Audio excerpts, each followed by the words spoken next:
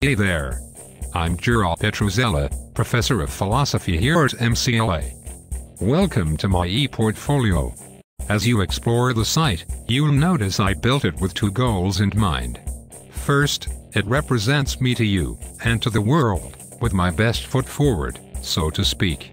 It's a platform to showcase all my most important and meaningful work, whether it's a conference presentation, a photo journal of a trip to Pompeii, streaming video of a musical performance, or a CV.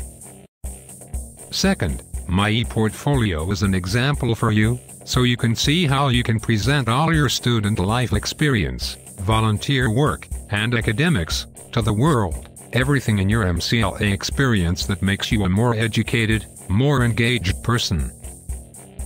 When you graduate, how will you show your employer the whole scope of your time at college, rather than a collection of course numbers and letter grades? This is how. When you have questions, or want to get started on your own e-portfolio, get in touch with me on First Class. See you around.